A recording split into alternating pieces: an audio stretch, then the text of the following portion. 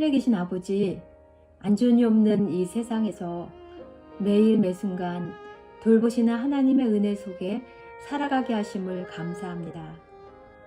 주시는 말씀들로 절망적이었던 신앙의 소망을, 불안한 마음에 평안을 얻게 해 주옵소서. 이제는 마음을 아버지께 드려 아버지께서 뜻대로 쓰시기를 원합니다. 연약한 저희로 하여금 세상을 향하여 노아처럼 담대히 외칠 용기를 주시고 죽음 앞에서도 하나님을 선택할 수 있는 다니엘과 같은 굳건한 믿음을 간구합니다. 이제 눈에 있는 모습들로 마음을 채우지 않고 귀에 들리는 세상의 소리들로 마음을 채우지 않고 하나님의 말씀으로 마음을 채우고 싶습니다. 이 시간 마음과 귀를 열어 주의 음성을 듣게 하시고 주신 기별 따라 순종하는 삶 살도록 성령 하나님이 힘주시길 예수님의 이름으로 기도합니다.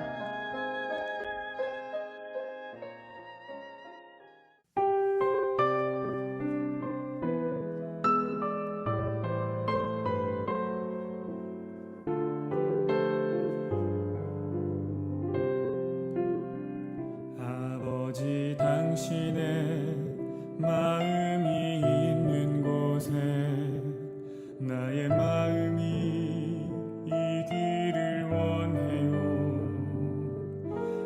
아버지, 당신의 눈물이 고인 곳에 나의 눈물이 보이길 원해요. 아버지, 당신이 바라보는 영혼에게 나의 두 눈이 향하길 원해요. 아버지, 당신이 울고 있는 어두운 땅에 나의 두 발이 향하길 원해요. 나의 마음이 아버지의 마음 알아.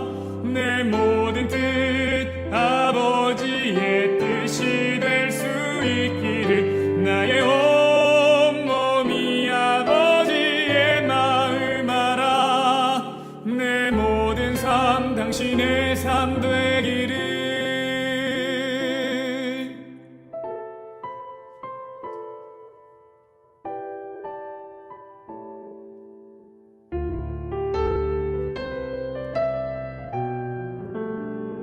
아버지, 당신의 마음이 있는 곳에 나의 마음이 있기를 원해요. 아버지, 당신의 눈물이 고인 곳에 나의 눈물이 고이길 원해요. 아버지, 당신이 바라보는 영혼에게 나의 두 눈이 향하길 원해요. 아버지, 당신이 울고 있는 어두운 땅에 나의 두 발이 향하길 원해요. 나의 마음이 아버지의 마음 알아. 내 모든 뜻 아버지의 뜻이 될 수 있기를. 나의 온몸이 아버지의 마음 알아. 내 모든 삶 당신의 삶 되기를. 나의 마음이 아버지의 마음 알아. 내 모든 뜻 아버지의 뜻이 될 수 있기를. 나의 온몸이 아버지의 마음 알아. 내 모든 삶 당신의 삶 되기를.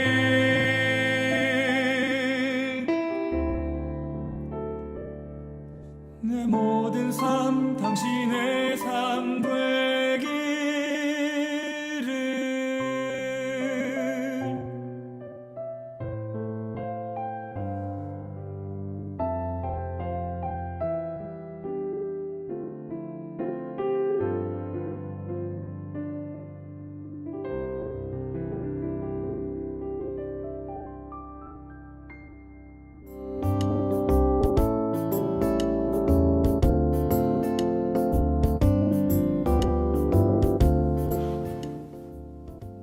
안녕하세요.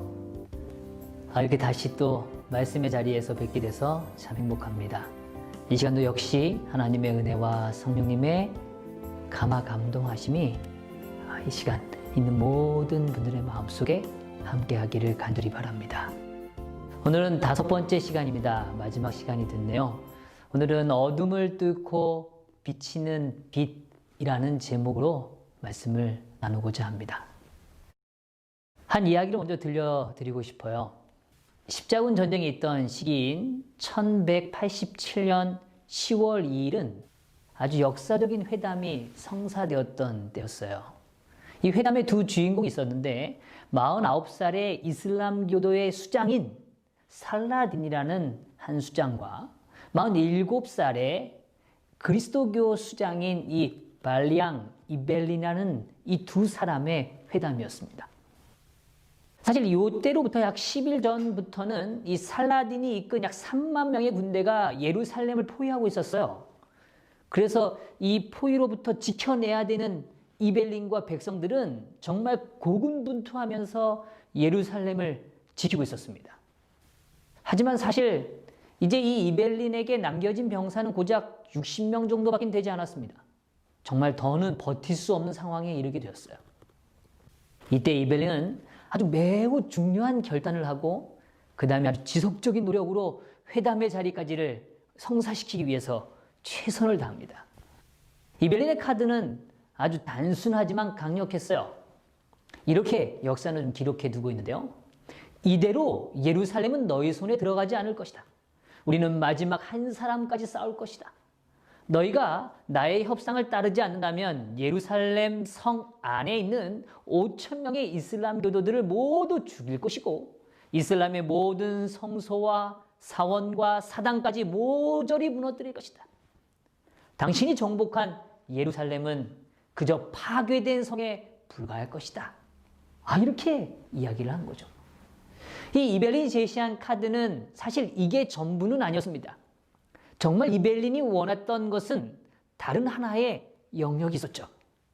그것이 무엇이냐면 이벨린이 소유하고 있었던 돈 3만 디나르로 약 1만 5천 명의 그리스도인의 몸값을 지불함으로 그들의 생명을 살리고 자유를 얻도록 흥정하는 것이었습니다.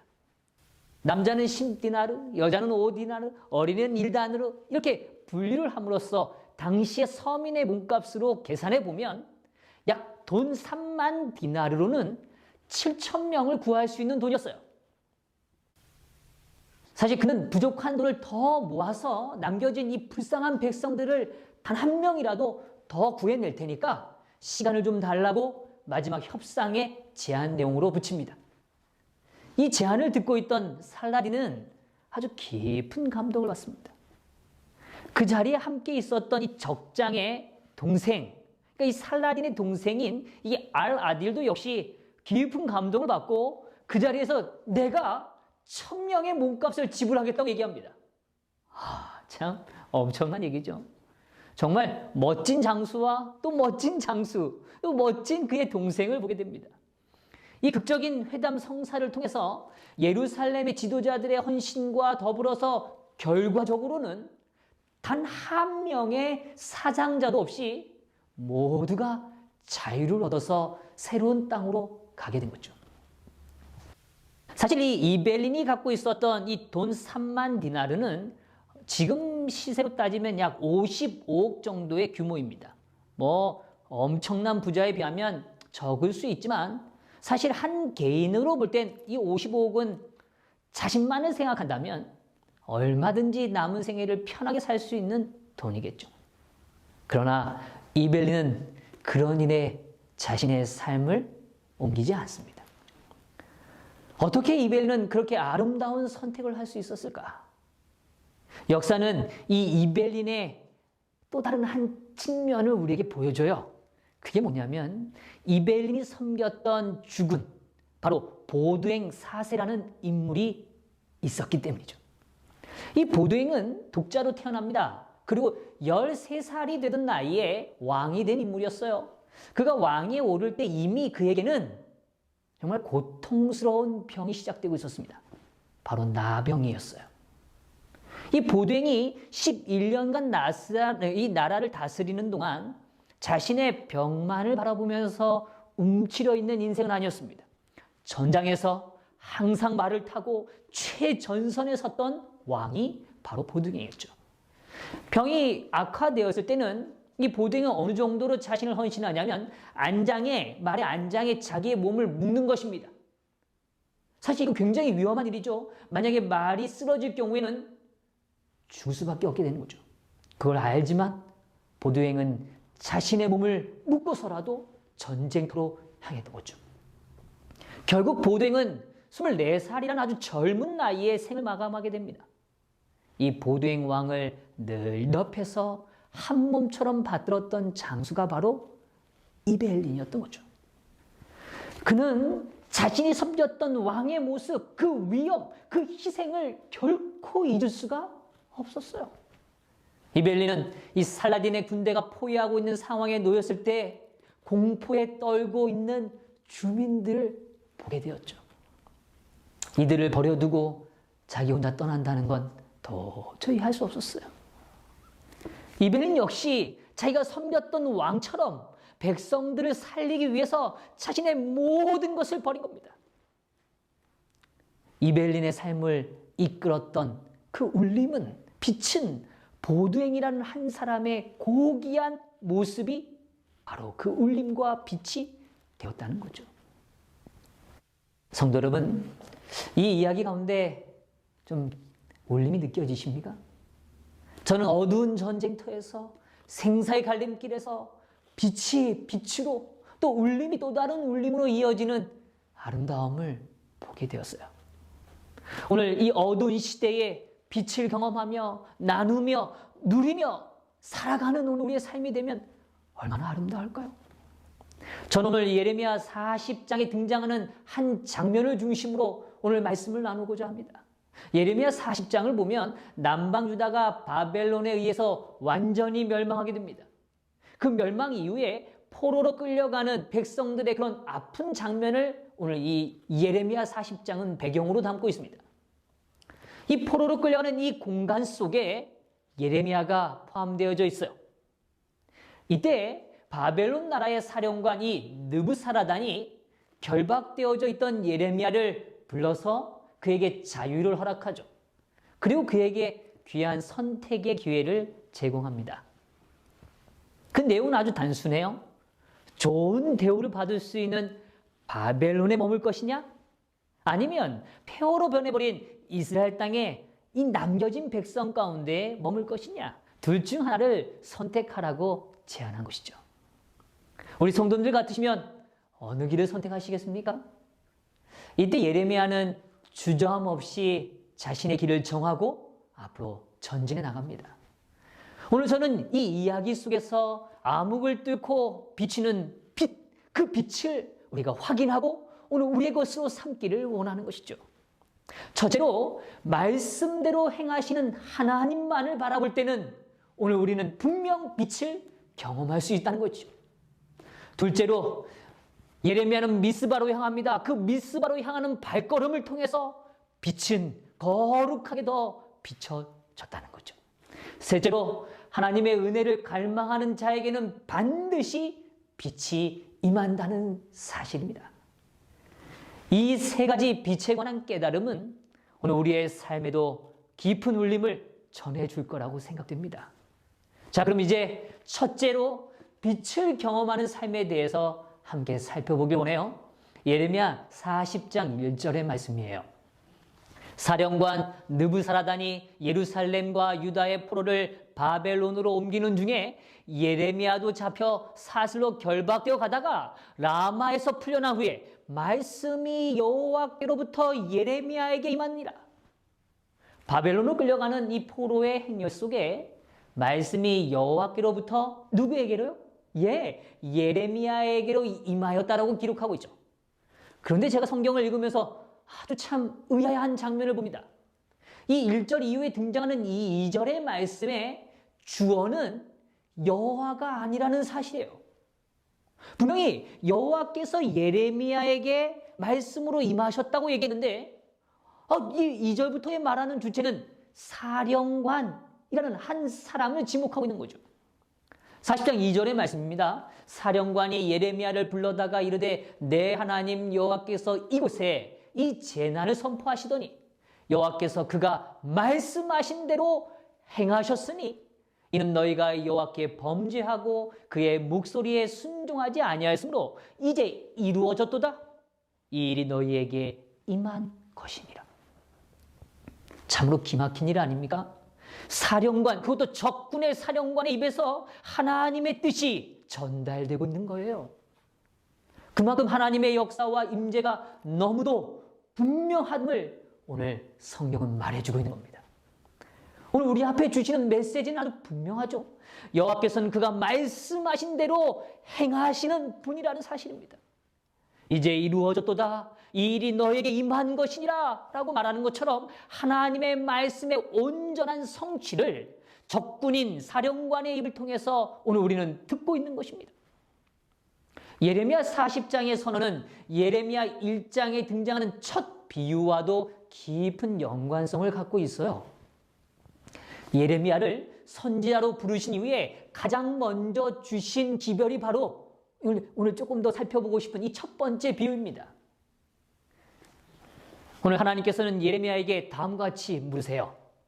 예레미야 1장에 보면 이렇게 말합니다. 너는 무엇을 보느냐? 뭐라고요? 너는 무엇을 보느냐? 선지자로 예레미야를 부른 이후에 오늘 그에게 가장 먼저 질문하시는 질문은 이거예요. 너는 무엇을 보느냐라고 묻습니다. 그때 예레미야가 이렇게 말합니다. 살구나무 가지를 보나이다. 당시에 이 살구나무는 이스라엘 땅에 정말 많이 분포되어져 있는 식물이에요. 특별히 이 예레미야의 고향인 이 아나도 지역에는 특별히 많은 식물이 살구나무였죠. 그렇게 예레미야에게는 이 살구나무가 아주 익숙했습니다. 살구나무는 1월에 꽃이 피는 특수한 나무죠. 그래서 뭐라고 별명을 갖고 있냐면 겨울꽃이라는 별명을 갖고 있어요. 특별히 이 살구나무 가지는 광야에서 긴 겨울의 동면을 깨고 가장 먼저 꽃망울을 터뜨리는 거죠. 성경에 보면 이 살구나무 가지가 여러 번 등장하는데 우리가 잘 아는 사건은 바로 이 아론의 쌍난 지팡이가 바로 살구나무 가지였습니다. 또한 성서 기물 중 등대에 이 살구나무의 모양이 새겨져 있었어요. 즉 살구나무는 이스라엘 민족에게는 소망을 품게 하는 꽃이었다는 거죠. 겨울의 끝과 봄의 임박을 알리는 그런 의미와 함께 말이죠. 너는 무엇을 보느냐 하는 하나님의 질문에 예레미야는 그냥 살구나무를 봅니다 라고 말하지 않고 아주 정확하게 표현합니다. 살구나무 가지를 보나이다. 그 얘기는 그 당시에 이스라엘 백성들이 느꼈던 정서적 동의가 그 안에 포함되어 있는 겁니다. 네, 하나님, 제가 지금 바라보는 이 살구나무 가지는 지금은 비록 앙상할지 모르지만 시기를 분별할 수 있으므로 빛을 제공하는 그런 아름다운 꽃을 피는 그런 가지입니다 라고 이야기하는 것과 같다는 거죠. 1장 12절은 또한 이렇게 이 말씀을 여호와께서 하고 계세요. 여호와께서 내게 이르시되 내가 잘 보았도다. 이는 내가 내 말을 지켜 그대로 이루려 함이라 하시니라. 오늘 여호와께서 말씀하세요. 그래, 예레미야야, 너 참 잘 봤다. 근데 이건 내가 내 말을 지켜서 이루게 하기 위함이다 라고 얘기하시는 거예요. 사실 이 말씀은 히브리어에 대한 이해를 조금만 우리가 가지면 그 의미가 좀 더 선명해집니다. 살구나무를 히브리어로는 이 세케드라는 표현을 쓰고 있어요. 그런데 놀랍게도 오늘 이 성경절에 함께 등장하는 이 지켜본다, 깨어나다라는 이 뜻을 가진 히브리어는 쇼케드입니다. 마치 이런 거죠. 쉐케드, 쇼케드 이런 겁니다. 우리가 이 언어 플레이라 그러죠. 이 같은 발음의 유사성을 가진 이 언어를 두 개를 연결함으로 그 의미를 강조하는 거죠. 하나님은 오늘 우리에게 분명하게 말씀하시는 거예요. 내 말이 이루어지는가를 깨어서 지켜보겠다. 내가 분명히 지켜보겠다. 라고 말씀하신 거죠. 네, 성도 여러분, 오늘 우리는 꼭 기억해야 될 사실이 있습니다. 하나님의 위대함은 다른 것에 있지 않습니다. 바로 말씀하신 것을 지키신다는 것입니다. 말씀하신 대로 행하신다는 것이죠. 살구나무 가지에 꽃을 보고 봄이 왔음을 알듯이 말이죠. 어떤 겨울도 다가오는 봄을 막을 수 없는 것과 같이 하나님의 심판과 구원의 역사는 분명히 도래하고 실현될 것이고 분명 우리는 이 역사들을 보게 될 것이라는 겁니다. 하나님의 말씀은 결코 땅에 떨어지지 않습니다. 비록 오늘 이 예레미야 40장은 앞으로 70년의 포로 생활을 거쳐야 하는 겨울과 같은 시간이 남겨져 있는 것처럼 보일지 모르지만 주님은 분명 다시금 그들을 인도해 내셔서 반드시 축복받는 자들로 삼을 것을 비유를 통해 선언하시고 계신 것입니다. 오늘 우리의 마음에 어떤 두려움과 어려움이 밀려온다 할지라도 샤켓 살구나무의 꽃에 하나님께서 슈켓 지켜보시는 하나님으로 일하고 계심을 임재하고 계심을 꼭 믿고 따르시게 되기를 간절히 바랍니다. 하나님은 한순간도 우리를 놓치지 않으시며 하나님의 말씀은 결코 그냥 버려지지 않고 분명히 이루심을 기억하고 바라보시기 바랍니다. 하나님은 깨어 계셔서 우리의 삶을 바라보실 뿐만 아니라 우리에게 말씀하신 대로 행하시는 분이라는 거죠. 오늘 우리는 쇼케드의 하나님을 바라보아야 합니다. 예레미야 1장 10절에는 오늘 우리가 지금 조금 전에 보았던 이 아름다운 비유의 이 이야기가 있기 바로 전에 아주 중요한 말씀을 전해주고 있습니다. 사실 이 말씀은 오늘 우리에게 하시는 말씀이기도 하죠. 그리고 하나님께서 이루고자 하시는 말씀인 거죠. 예레미야 1장 10절입니다. 보라, 내가 오늘 너를 여러 나라와 여러 왕국 위에 세워 내가 그것들을 뽑고 파괴하며 파멸하며 넘어뜨리며 건설하고 심게 하였느니라 하시니라. 여기 오늘 1장 10절에 보면 하나님께서 일하시는 두 가지 방법, 두 가지 방향을 우리에게 제시하고 계십니다. 하나는 뽑고 파괴하며 파멸하고 넘어뜨리는 것입니다. 우리의 죄된 행위와 마음을 넘어뜨리시고 파멸하시고 파괴하시고 뽑아내시는 과정이 필요함을 말씀해 주고 계신 거죠. 그런데 하나님은 여기서 멈추지 않으세요. 다시금 건설하고 심으신다는 것입니다. 우리의 부끄러움을 모르는 마음, 자신이 한 것을 숨기는 마음, 거짓된 것들에 마음을 두었던 우리의 삶, 이 모든 것들을 뽑고 파괴하고 파멸하고 넘어뜨릴 것을 약속해 주시고 선언하고 계신 겁니다. 이와 동시에 주님은 우리를 다시 심으시는 거죠.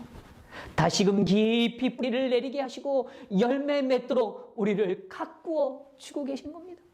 다시 건설하고 다시 심으시는 하나님이 오늘 우리의 삶의 주인이신 거죠. 오늘 그 하나님을 꼭 만나시게 되기를 간절히 바랍니다. 오늘 이 시간 우리는 좀 진지하게 생각해 봐야 해요. 분명히 우리의 삶에 무너져야 할 것들이 있을 것입니다. 오늘 그것들을 주님 앞으로 가져오십시다. 그리고 다시금 세우시는, 다시금 심으시는 하나님의 아름다운 손길을 경험하는 저와 우리 성도님 되시기를 간절히 바랍니다.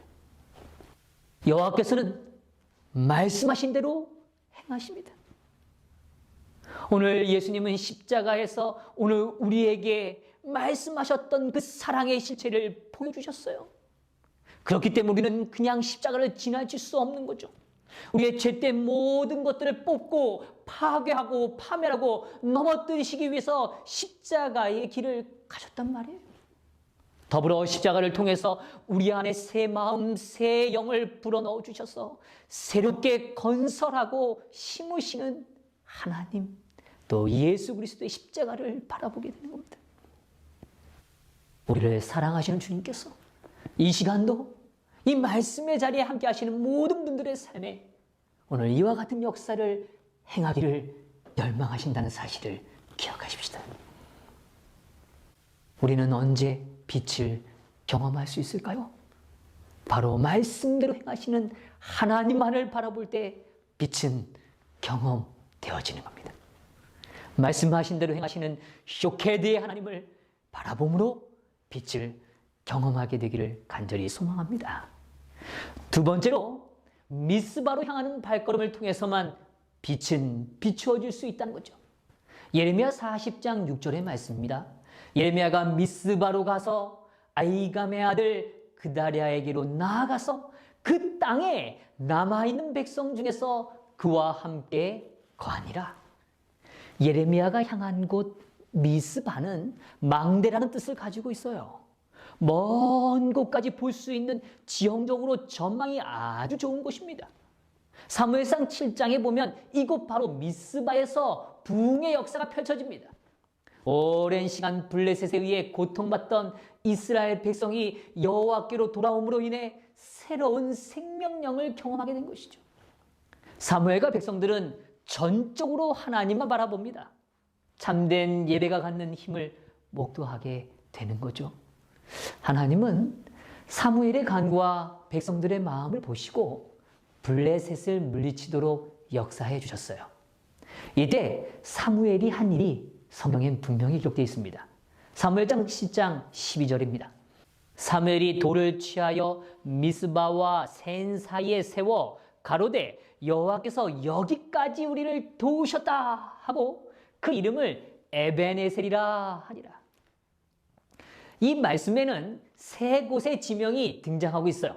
미스바, 센, 그리고 에벤에셀입니다. 사실 센은 좀 갑작스럽게 오늘 이 본문에 등장하는 것처럼 느껴집니다.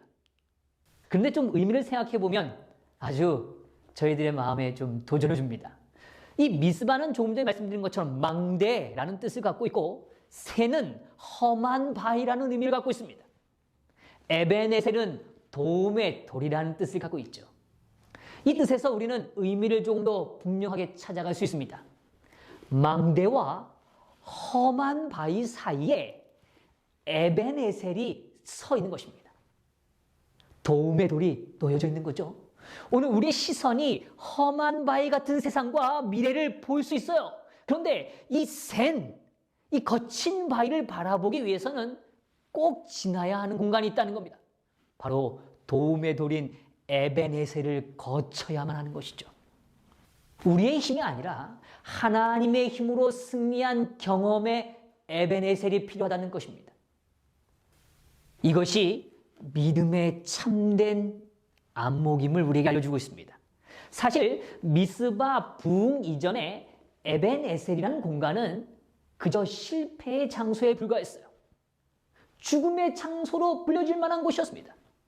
홈냐 비느하스가 이곳에서 죽음을 당합니다. 이스라엘 민족이 처참하게 패배했던 장소가 바로 에벤에셀입니다. 법궤가 힘없이 빼앗김을 당했던 장소이기도 하죠. 그랬던 바로 이 에벤에셀이 하나님만을 바라보았을 때, 말씀하신 것을 이루시는 하나님만을 바라보았을 때 그곳은 더 이상 이제 실패의 장소, 상실의 장소, 빼앗김의 장소가 아니었던 것입니다. 주님은 이제 에벤에셀을 새롭게 해주고 계시는 거예요. 우리의 인생의 실패와 낙담과 절망의 장소를 주님은 그저 그렇게 내버려 두길 원하지 않으십니다. 주님의 보혈, 십자가를 통해서 분명히 새롭게 해주시기를 원하시는 겁니다. 장차 닥쳐올 모든 험한 장애물들 앞에 당당히 맞서게 할 능력을 부여해 주시길 원하신 거죠. 오늘 우리는 미스바에서 세상을, 미래를 향하여 바라볼 수 있습니다. 그 험한 인생길을 바라볼 수밖에 없는 인생일지 모릅니다. 그러나 성도 여러분, 오늘 우리는 에벤에셀을 통하여 바라보아야 합니다. 오직 하나님의 도움만을 의지하여 에벤에셀의 기념의 돌을 쌓았던 것처럼 그러한 경험을 갖고 세상을 바라봐야 하는 거죠. 오늘 예레미야는 미스바로 갔습니다. 그 간 이유가 오늘 본문에는 아주 분명하게 등장합니다. 예레미야가 미스바로 가서 아이감의 아들 그달라에게로 나아가서 그 땅에 남아있는 백성 중에서 그와 함께 거하니라. 남아있는 백성들과 함께 거하기 위해서 그곳으로 간 것입니다. 예레미야는 자신이 좋아하고 자신이 옳다고 생각한 것을 찾고 그 길을 가기 이전에 하나님의 마음이 어디에 머물고 계신지를 생각했다는 거죠. 하나님은 지금 어디를 바라보고 계실까? 하나님 마음은 지금 어디에 머물러 계실까를 생각했다는 겁니다. 그런 마음을 갖고 예레미야는 바벨론으로 향하지 않고 안락한 삶으로 향하지 않고 망대로 미스바로 향했다는 거죠. 그곳에는 이스라엘의 백성들의 황폐한 모습을 볼 수밖에 없는 공간이지만 에베네셀을 거쳐서 오늘 믿음의 안목으로 바라보기를 원하는 예레미야의 신앙적 고백이라는 겁니다. 여전히 회복의 기별로 위로하시고 새로운 미래와 희망을 주기 위한 하나님의 마음을 가슴에 품고 남겨진 백성들 그 삶의 한가운데로 예레미야는 나아갔던 것입니다. 하나님께서는 이스라엘 민족이 만들었던 성소들을 허무셨습니다. 왜 그랬을까요? 그 성소가 더 이상 타인을 위한 시선이 머물지 않는 장소로 변질되었기 때문이었습니다. 그 성소가 더 이상 아픔을 받아줄 동정의 마음이 함께 있지 않았기 때문이었죠. 성소는 더 이상 자신을 돌아볼 겸손함이 존재하지 않는 그런 편제된 공간이었기 때문입니다. 오늘 그렇기 때문에 하나님은 성소를 허무셨습니다. 그리고 하나님은 다시금 성소를 세우길 원하셨어요. 이제는 하나님께서 영원한 언약으로 오늘 우리의 마음 가운데 성소를 짓기를 원하셨다는 겁니다.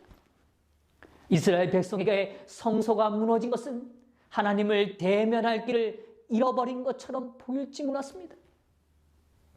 얼마나 큰 상실감과 두려움이 밀려왔을까를 한번 상상해보죠. 그러나 주님은 이를 그냥 관망하고 계신 것이 결코 아니었습니다. 오히려 더 적극적인 변화를 허락하신 겁니다. 영원한 언약, 새 마음을 통해서 오늘 마음의 성전을 세우시기를 원하셨다는 겁니다. 엘렌 화이트는 오늘 우리에게 분명하게 말하고 있어요. 우리에게 영원한 건물을 세우라고 말이죠. 그 건물의 재료는 믿음과 순종과 선한 행실이라고 이야기하고 있습니다. 성도 여러분, 무엇으로도 빼앗을 수 없는 거룩한 마음, 깊은 사랑으로 세워진 믿음과 순종과 선한 행실로 세워지는 그런 영원한 집을 짓는 저와 여러분이 되시기를 간절히 소망합니다. 오늘 하나님께서는 내가 너희와 함께하리라고 말씀하시죠. 그의 이름을 임마누엘이라고 하셨어요. 하나님이 우리와 뭐 하신다는 뜻이죠? 함께 계시다는 뜻이죠. 낙심과 절망의 자리에 있는 이들을 향해 주님께서는 찾아가 주셨고, 오늘 그 마음을 아는 예레미야는 오늘 우리에게 자신의 삶을 통하여 보여주고 있는 것입니다. 연약한 자, 가난한 자, 부족한 자, 그리고 하나님의 말씀을 순종하지 않으로 자기의 고집된 길을 향하는 자들의 삶 속을 향하여 나아갔던 것입니다. 그들의 삶으로 다가갔던 거죠. 그들과 함께 머물고 그들이 어디로 가든 끝까지 함께 했던 예레미야를 오늘 우리는 기억하길 원하는 것입니다. 신앙은 능동적인 삶의 표현이 되어야 합니다. 움직여가는 것입니다. 나아가는 것입니다. 더 낮은 곳으로, 더 연약한 자들의 삶으로 나아가는 것입니다. 저는 이 말씀을 준비하면서 한 여인이 떠올랐어요. 그 여인은 이름이 등장하지 않습니다. 우리 성도님도 잘 아는 한 여인이죠. 사르밧 과부입니다. 사실 이름도 등장하지 않지만 그가 어떤 삶을 사는지를 이 두 단어 안에 담겨져 있어요. 사르밧 과부입니다. 이 사르밧 과부, 바로 이 여인이 살았던 시대는 참 슬픔의 시대였죠. 아합과 이세벨로 인하여서 악이 범람하던 시대였습니다.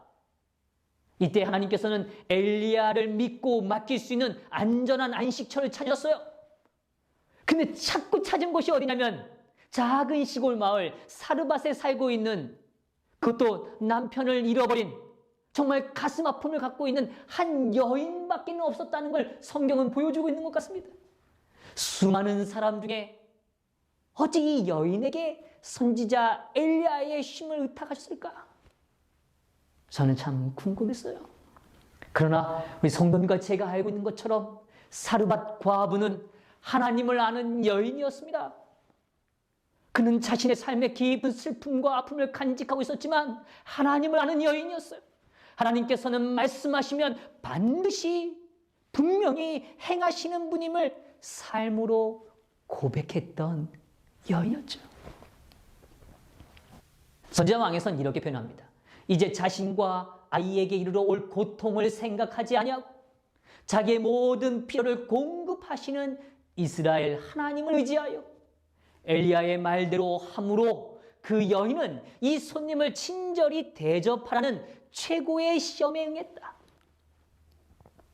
사르밧 과부에게 주어진 빛은 그렇게 거창하거나 대단한 것이 아니었습니다.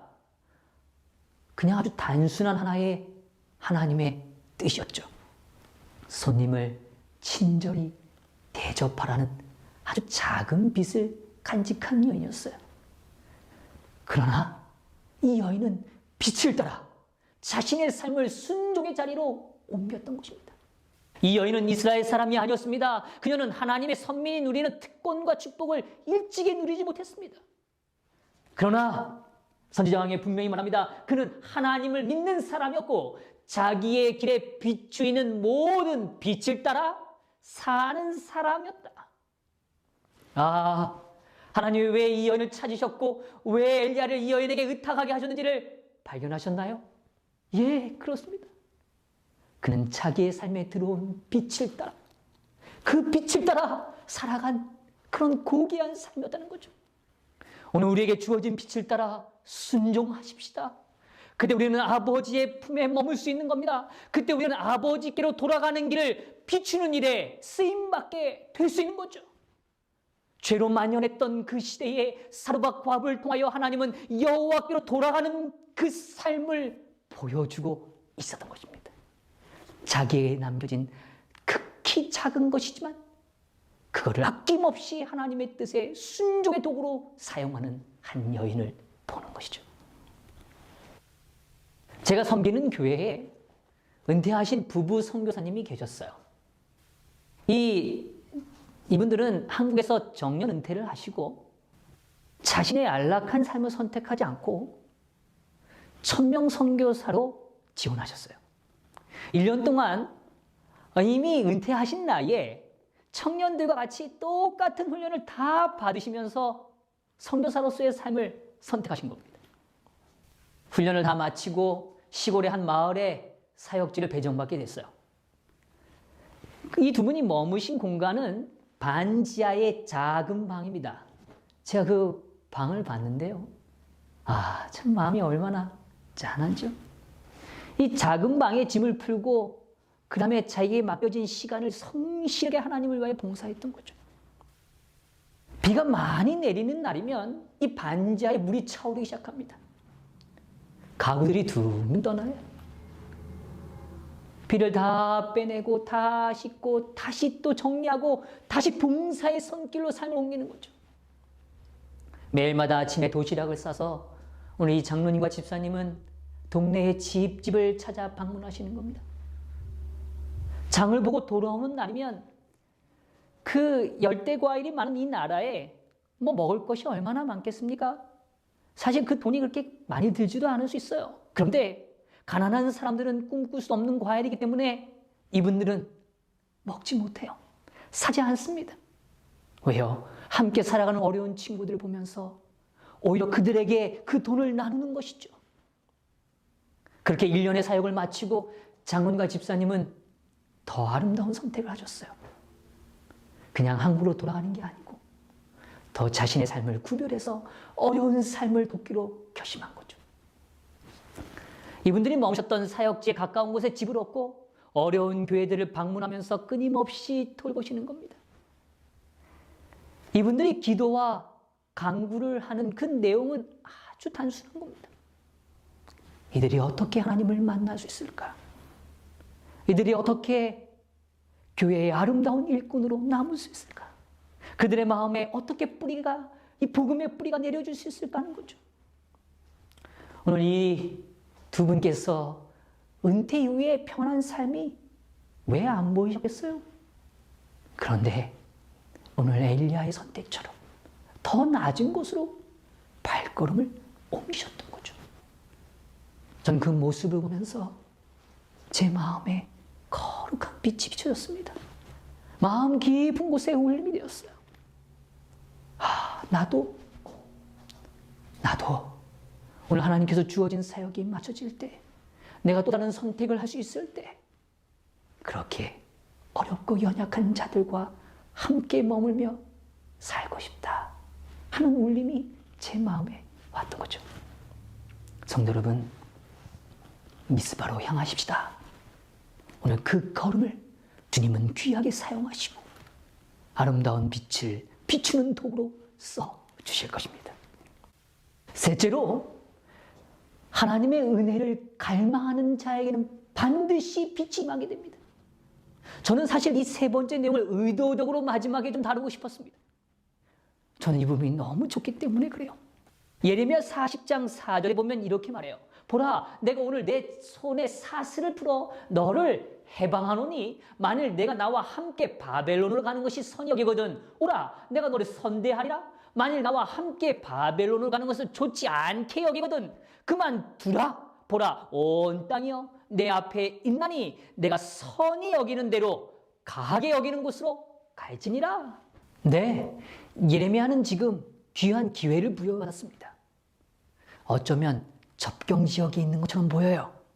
포로와 자유, 폐허와 풍요로움, 그리고 좋은 것과 선한 것. 오늘 이 접경지역에 예레미야는 서 있던 거죠. 교회 역사상 가장 탁월한 신학자 중 한 명으로 꼽히는 분이 계세요. 그분의 이름이 바로 칼 마르트입니다. 이 자유주의 물결이 거세게 일던 시기에 특별히 1, 2차 세계대전을 치르면서 급격히 무너진 교회와 이 영성에 새로운 힘을 불어넣었던 분이 바로 이 칼 마르트였습니다. 그는 특별히 말씀에 기초된 만남을 통해서만 우리는 진정으로 복음을 경험할 수 있음을 강조해 주었어요.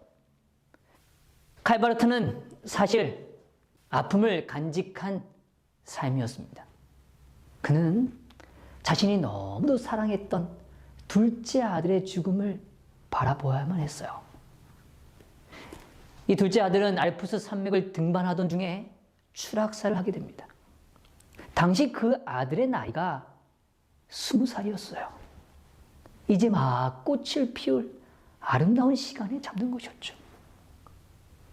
이 바르트는 자신의 아들 장례식에 직접 설교를 합니다. 그리고 그 설교 가운데 다음과 같은 고백을 남겨줬어요. 현재 우리가 주 예수 그리스도를 따르는 가운데 그분과 함께 지금과 그때가 교차하는 접경지역에 서 있는 것은 우리로 하여금 이 경전의 선에 서서 믿음과 사랑, 소망을 가지도록 하시려는 그분의 은혜입니다. 그분은 이야기하고 있습니다. 오늘을 살아가는 우리들은 경계선에 있다는 거예요. 접경지역에 있다는 것이죠. 이 접경지역은 두 시점이 교차되고 있다는 겁니다. 지금이라는 시점과 그때라는 시점을 말하는 거죠. 우리는 지금 우리에게 일어나는 일들에 대해 다 이해할 수 있다고 생각하지만 실상은 우리는 진정한 현실을 잘 알지 못한다는 거예요. 성도 여러분, 좀 생각해 보세요. 아픔을 겪으실 때 그 의미가 잘 이해되던가요? 오늘 우리의 삶에 고난의 문제가 왔을 때 그것이 잘 이해되던가요? 아니요. 지금은 그때가 아닐 수 있다는 거죠. 다 이해할 수 있는 그때, 오늘 하나님 우리에게 분명한 깨달음을 주시는 그 영광스러운 것을 볼 수 있는 그때가 아직은 아닐 수 있다는 것입니다. 그러나 지금과 그때가 연결되어지는 것은 오직 예수 그리스도의 은혜 때문이라고 칼바르트는 우리에게 이야기해 주는 겁니다. 좀 더 설명해 주고 있어요. 이 접경 지역은 빛이 어둠 위에 비치는 곳, 죽음의 목전에서도 생명으로 인해 기뻐 날뛸 수 있는 곳, 죄인이지만 의롭다 칭함을 받는 곳, 포로로 잡혀있지만 자유로운 곳, 길이 보이지 않는데도 오히려 소망을 품게 되는 곳, 의심 중에서 확신을 얻게 되는 곳, 비통한 가운데서도 기뻐할 수 있는 곳, 바로 그런 곳이다. 그렇습니다. 오늘 우리 자신을 돌볼 수 있는 유일한, 오늘 우리 자신을 맡길 수 있는 유일한 공간이 있다는 거예요. 우리는 이 땅을 딛고 살고 있죠. 여전히 죄악된 세상에서 벗어날 수 없는 존재입니다. 그러나 우리는 하늘을 바라보고 있는 것입니다. 이 단절된 관계, 끊겨진 관계가 죄라고 칼바르트는 얘기예요. 그러나 이 죄가 해결될 수 있는 유일한 길은 오직 예수 그리스도의 은혜로만 경험되어진다는 거예요. 그 접경 지역에 들어갈 수 있는 유일한 희망은 바로 하나님의 은혜라는 거죠. 이 공전의 관계가, 이 공간에서 오늘 우리는 지금을 살아가지만 그때를 맛보게 하신 하나님의 은혜가 있다는 것입니다. 그렇게 우리는 예수님 은혜 안에서 행해야 한다고 이야기하는 거죠. 우리가 예수 그리스도와 함께 할 때만, 그 은혜 안에 머물 때만 우리는 고백할 수 있게 되는 겁니다. 지금을 살아가지만 그때의 아름다움을 맛볼 수 있는 경계선, 그 접경 지역에 있음을 고백하게 되는 것이죠. 예레미야는 어둠에 놓여 있었지만 빛을 보았습니다. 예레미야는 절망에 놓여 있었지만 희망을 보았습니다. 예레미야는 포로로 잡혀 있었지만 자유를 보았어요. 예레미야는 의심에 놓여 있었지만 확신을 얻었습니다. 예레미야는 슬픔 가운데 있었지만 기쁨을 얻었습니다. 예레미야에게 좋은 곳, 옳은 곳은 분리되어지는 공간이 아니라 일치되어지는 공간, 바로 예수 그리스도가 머무는 곳이라는 거죠. 하나님의 시선과 은혜가 머무는 곳이라는 겁니다. 그분의 마음이 머무는 곳이고, 그분의 희망이 전해져야 하는 곳이고, 그분의 축복이 임해야 하는 곳이 바로 오늘 우리가 서 있는 지금과 그때가 공존하는 공간이 되기를 원하는 거죠. 오늘 하나님의 은혜 안에 머무시게 되기를 간절히 바랍니다.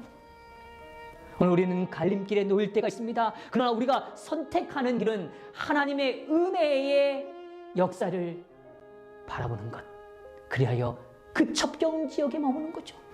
그곳에서 우리는 지금과 그때를 함께 경험하게 될 수 있다는 겁니다. 오늘 우리의 삶의 어두컴컴한 지금이 찬란한 그때와 가깝고도 밀접하게 연결되어 있음을 확신하십시다.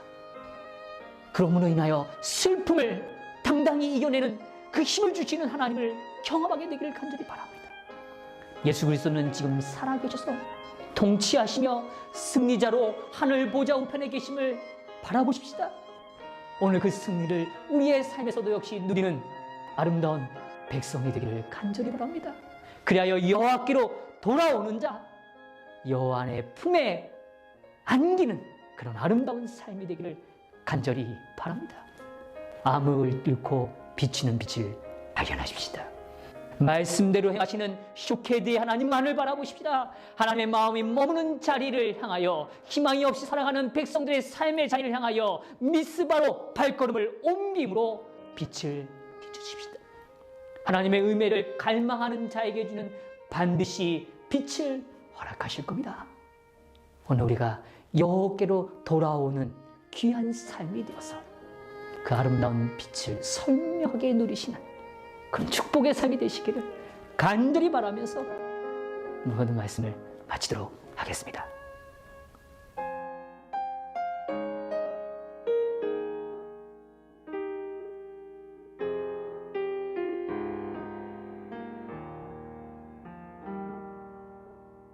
내 백성이 나를 떠나 돌아섰지만 내 사랑이 내 백성을 포기 못하니 내 모든 것 내어주고 나 그들을 얻으리라. 여호와께 돌아가자. 우린 돌아서도 그는 변치 않네. 여호와께 돌아가자.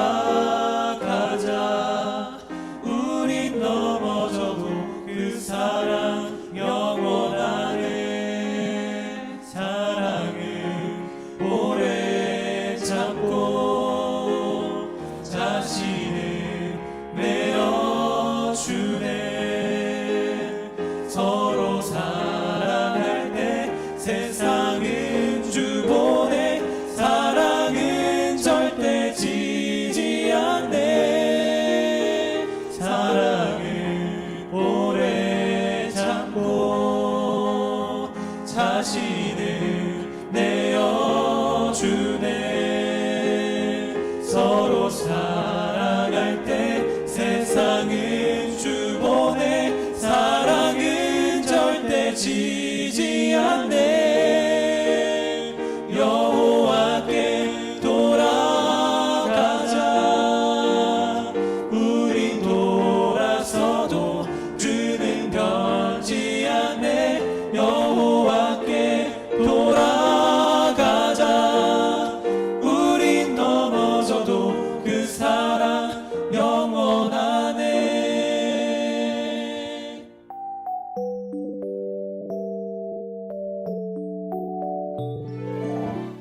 이번 집회에는 특별히 함께 기도하는 시간을 갖고자 합니다. 전 미주 지역에 흩어져 있지만 이 시간 한 마음으로 기도하기를 원합니다.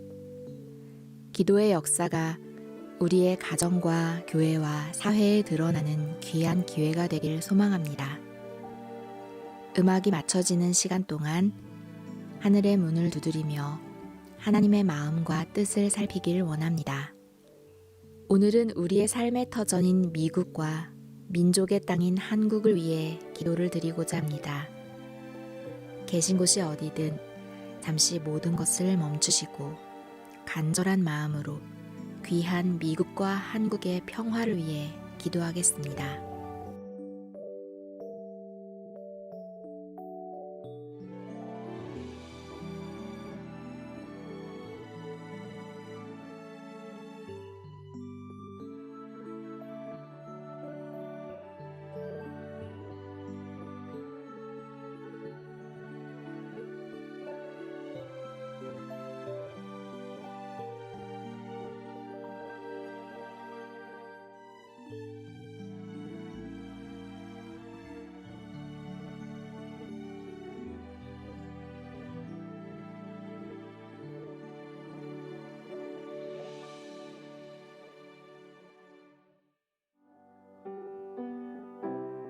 하늘에 계신 우리 아버지 하나님, 어두운 시대 가운데 소망의 빛, 사랑의 빛을 허락해 주시니 감사합니다.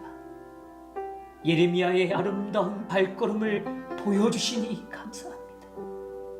메마른 심령의 거룩한 울림을 허락해 주시니 감사합니다. 무너진 것처럼 보이는 현실일지 모르지만 오늘 그 가운데 머물고 계시는 주님을 바라보게 하여 주시옵소서. 오늘 우리의 발걸음이 미스바로 향하기를 원합니다. 주님을 대면하는 자리로 나아가기를 원합니다. 아버지여, 오늘 우리의 발걸음에 힘을 허락하여 주옵소서. 주님, 우리의 실패의 자리가 주님의 도움으로 귀한 역사의 한 자리가 되기를 원하오니 아버지여, 이 시간 주님 우리들의 마음속에, 우리의 삶 속에 역사하여 주옵소서.